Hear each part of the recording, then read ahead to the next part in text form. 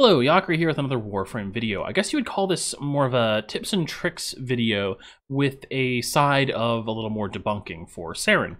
So let me look at the build that I'm using. I might actually change it a little bit because I just left, just kind of left a slot open here. I'm just gonna put this into something more realistic, right? Like steel fiber there, because I had been using a higher power strength range to test something. Okay, so that's the build I'm using. It gives you about these stats and your abilities. We're gonna trigger growing power to get higher status chance on our spores. I think it goes to 88%, which is pretty good.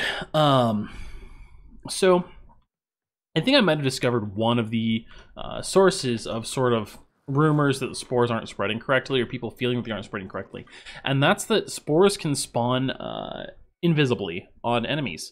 And I don't know if I'm gonna have the luck to get it to actually happen in a reproducible way on the video. Got it to happen a couple times in other cases, but we'll see. So we got spores in this guy, fire one bullet, boom. This is a unmodded Bratton. I guess I'll go back and show that later. So everyone should be ticking up once.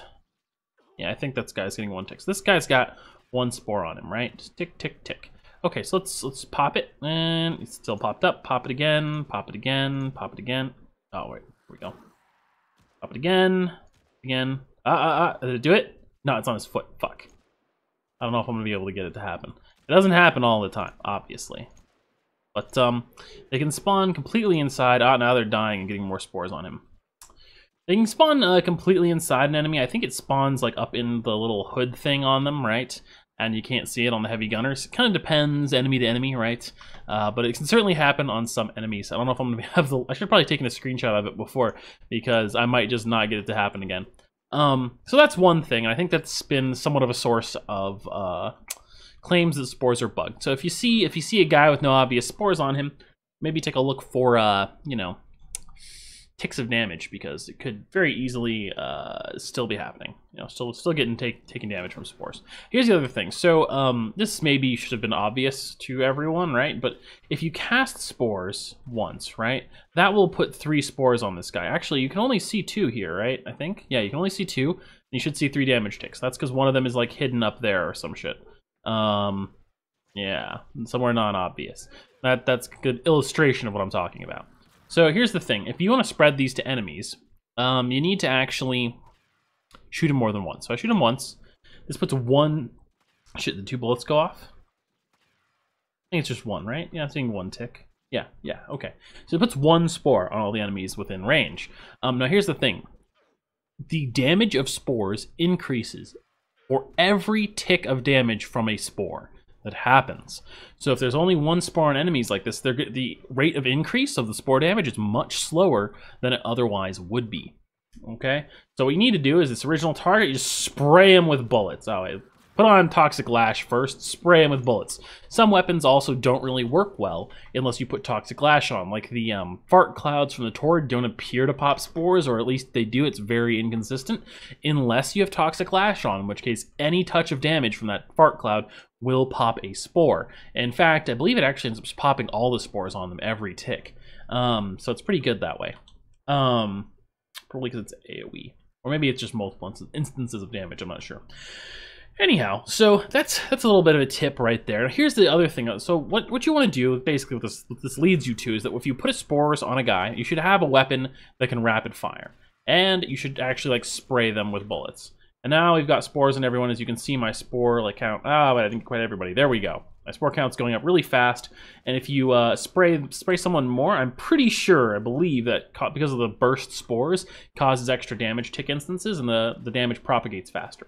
Okay. Here's the other thing that I'm not gonna. I guess I'm gonna have to reset these guys because they die a little too quickly here. But popping your spores for double their damage. A lot of people seem to think that's pretty bad, right? Okay. I think it's bad because for an obvious reason, right? Well, 1,000 damage times 2. That's 2,000 damage. And these enemies, level 130 heavy gunners, have like 38,000 base health or something. So 2,000 damage, that's pretty shit, right? Well, it's not really correct. Here's the thing. So watch this one spore. I'm going to pop it. See these guys taking 20 damage right there? Let's do this again. Boom, they took 17 damage. All right. So there's like a 5-meter radius burst on these spores. and it deals damage to the guys near them, right? I think it's only one instance of damage, maybe, but still pretty good. Now, on the person who's taking damage, who's like has the spores on them, they're taking the number of spores they have times 2 times your current spore damage. So if that's 1,500, that's times 3 for 4,500, times 2 for where were we at before? 9,000. Excuse me, 9,000 damage, right? That's pretty good. Not too bad. Okay, but I said they have 38,000 health, right? Okay, well, if they're also taking an additional 3 damage for each adjacent enemy, that gets you a little bit better damage numbers, right? So that's going to be, 9,000 more damage. So it's 18,000 damage. That's about half that 38,000 number, right? Well, what if you cut their HP in half to, 19,000? Then they'd be like 1,000 HP off of death. That's like 95% of their HP, almost. It's not exactly right, but yeah. Okay, well you can do that. Here's the thing. Okay, so this is gonna be a little. I'm gonna reset these guys since we messed with them a little bit. Even though only one guy was really impacted by this much. I need my energy back too. Since I don't have guys attacking me to trigger Hunter Adrenaline, so we go over here and we spore up a guy. And we shoot around a lot. Okay, so we're going to wait until the damage... It's kind of hard to nail just the right moment to kill them all. But we're going to wait for a bit while this damage racks up to about like 1,000. And then we're going to cast our ultimate, which viral procs everyone within range, right? Alright, and they're also about at half health at this point. Ult, pop. There we go. Everybody's dead. So you can kind of, it's actually pretty good to short circuit this cycle that you have of building up your spores, right? Because if you build up your spore damage too high for the level of enemies you're facing, and as you can see, it does not take very long to build up sufficient damage to deal with level 130 enemies when there's like a decent number of enemies on the map. You might get less than 20, you might only have like 10, and then it takes a little bit longer, but still, this is like a very high level of enemies, so also the majority of the time you don't need that much damage. 500 would be more than sufficient. Point is, you have their HP by viral proccing them all, and then you do the burst, and the burst is going to deal something like the damage you see down on the right hand side. It's going to deal what, like, let's assume there's only 2 adjacent enemies for each enemy, which is a pretty good bet. There's some stragglers, but in Warframe enemies move in groups. It's just not always quite as good as like the 8 adjacent to each other you have in the Simulacrum, but on certain missions like Sortie 3s, Onslaught, and like if you're in a party especially, sometimes interception missions at the higher levels, if you're doing like Tower 4 Survival on Mott, right, and you let it get late, or a variety of missions where it actually like matters a little bit more, they are going to be grouped up that much or more. So anyway, that's going to be, what is it?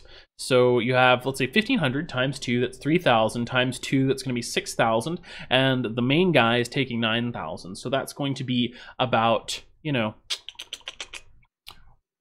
does my brain not work? 15,000 damage. So 1,500 goes into 15,000 10 times. So enemies take about 10 times damage when you burst the spores if you burst them when enemies are grouped up. So, you can say, all right, well, the ability's not good all the time. No, it's not good all the time. You should know when a good moment to use it is. And if you do use it at a good moment, it is very effective.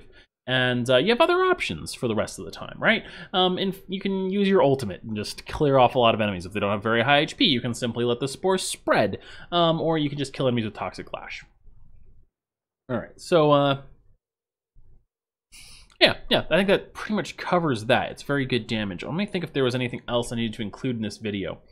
So, let's bullet point this stuff, right? So you need to, shoot enemies repeatedly, or hit them repeatedly when you spread spores. Hitting them a bunch is better because you spread spores around continuously, tags new enemies, and it triggers new damage instances to ramp up your damage faster. Alright, so that's one good point. Spores can be invisible on enemies. It can be worse on certain enemy types. So if you don't see spores on an enemy, it doesn't necessarily mean they haven't been infected. You should look at their damage type. You should look at whether or not there's damage rolling off of them. Okay.